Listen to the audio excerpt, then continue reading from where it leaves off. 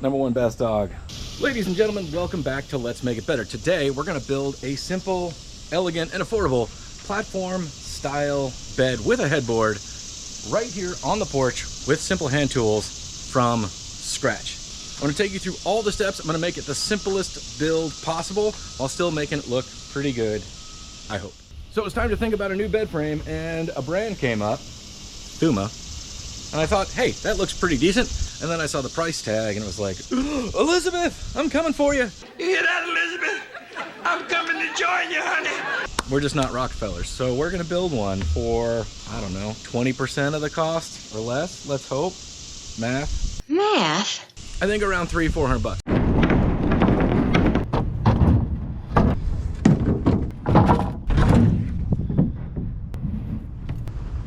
So rather than trying to copy a Thuma, I decided to go to the store and pick some materials that I thought would make the best version for the best price. So we're gonna build the headboard out of a piece of cabinet grade plywood. We're gonna build the surround out of poplar. This is kind of middle of the road, 30 bucks a board, but it is really pretty. But if you're on a super tight budget, you can do this out of pine or whitewood just the same way we're gonna use that.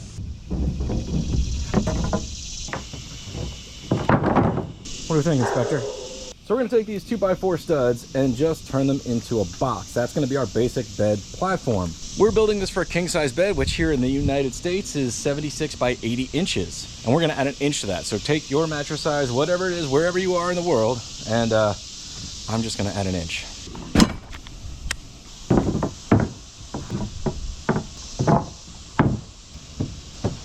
Then our mattress support slats will run this way. Mattress will go on top of that. We'll put a little decorative border around it. So that's what we're doing. It's that simple. We just got to make it the right size.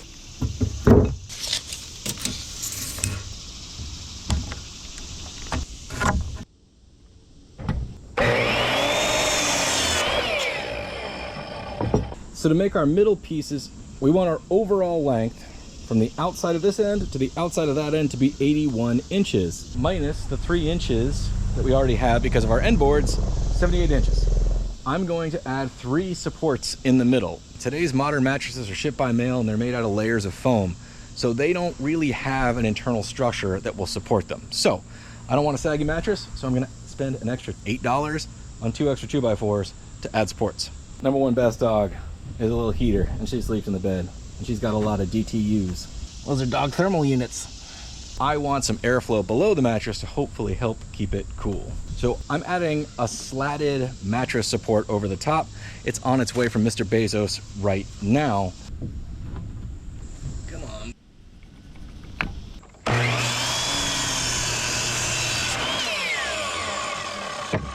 All right, gang, remember here, we're building a bed frame, not a space shuttle. So if your cuts aren't perfect, it's gonna be okay. You still built it yourself. I'm gonna put this together with 3-inch screws. Depending on how dry the wood is, it might split at the ends. So you can either pre-drill, or what I like to do is run the screw backwards till it smokes, gets real hot. Don't know why it works, but it works. Now the other option is take a drill bit that is smaller diameter than your screw, drill a pilot hole.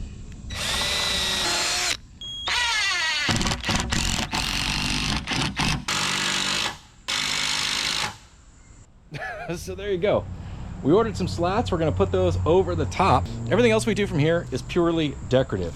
This will hold up a bed as soon as our pieces get here. I was gonna make those from scratch. However, when I went to go buy the wood, the condition of the furring strips I was going to use were terrible at the store. So I ponied up the extra few dollars and saved myself a little bit of work by ordering them. But you could stain it, you could paint it, you could upholster it, or you're gonna do what we're gonna do, which is build a surround for it and build a headboard. That's the general idea. Our mattress slats are gonna be 3/4 of an inch thick, so our mattress will be recessed about 3/4.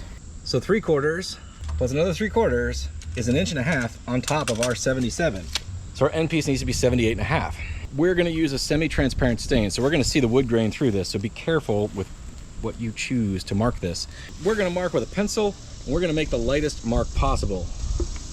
Do not, I repeat, do not use a Sharpie if you plan on doing some kind of stain.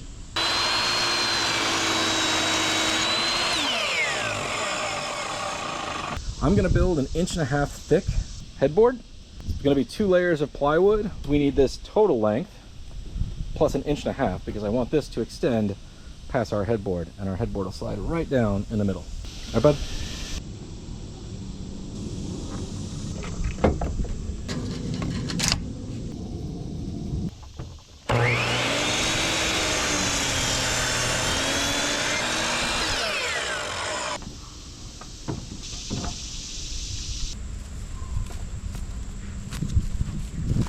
All right, we're using a fancy piece of cabinet grade plywood for our headboard slash pillow board. It's gonna be super, super short.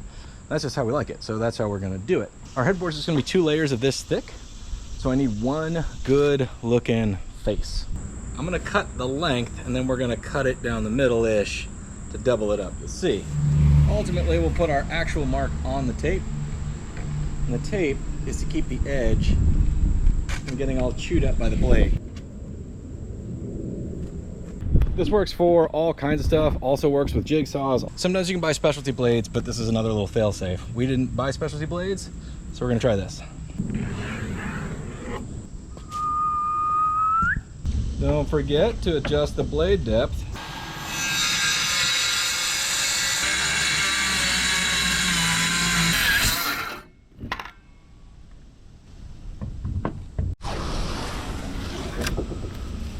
The tape has helped give us a nice clean edge. Not saying we wouldn't have gotten it, but now we for sure got it.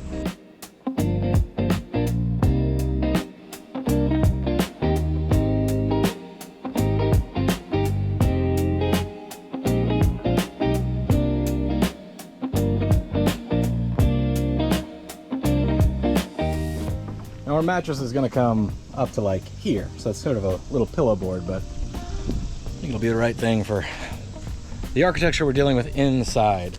That's kind of the nice thing of custom building stuff. I'm building it for my situation and my application, not trying to figure out how to make something that looks great in IKEA fit in my house.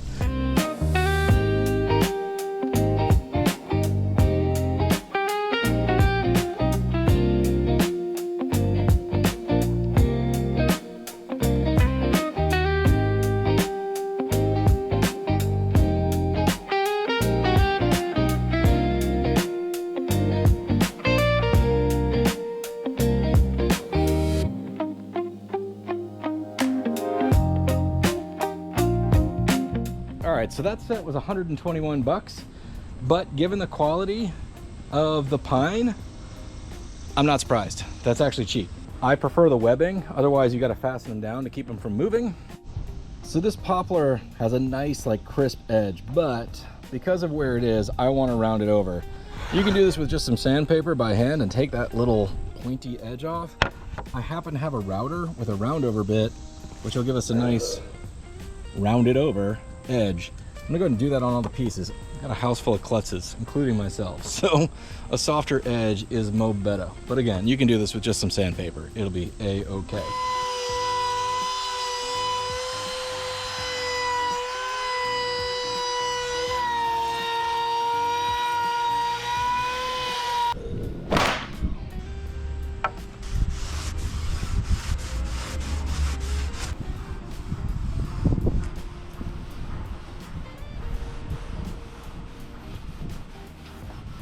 We are styling here. It says wait 4 hours before applying the top coat.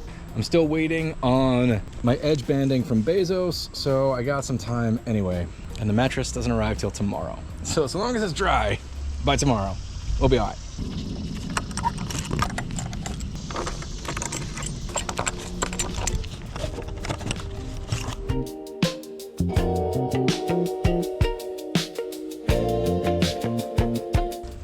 About half a can, not even. My iron-on veneer has arrived. I've never used this stuff, so we'll see how this goes.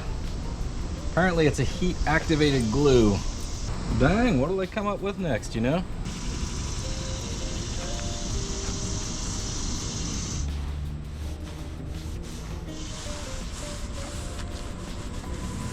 It's absolutely not perfect, but it certainly looks pretty legit. That's at least IKEA quality. All right, let's get some clear coat on those.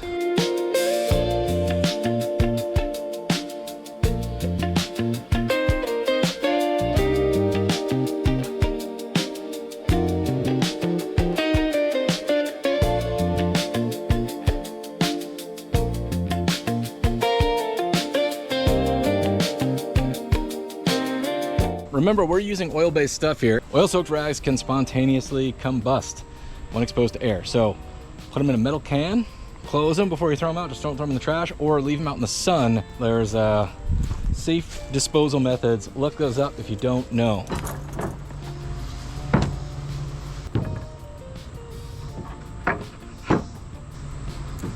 While it may offend some fine carpenters out there, I'm just going to attach the poplar trim with screws because it's going to be on the ground. And 3 screws are not going to make a big difference in my world. There are ways to hide hardware, brad nails, Kreg screws from the inside, all sorts of stuff.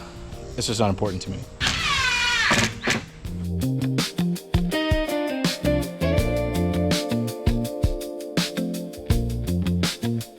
All right, gang, not bad for a one-day build. We're about 200 bucks in material in for the main part of the frame and then 120 in for the slats that I ordered off the internet. So that's really not too bad. Under 350 bucks, totally done, and done in one day with some basic tools. We'll break it apart, put it in the bedroom, and we should be good to go. I think that's pretty good stuff for Wayfair prices, and at least I know exactly what this is made out of. Legit high quality plywood and no joke poplar with some pine studs.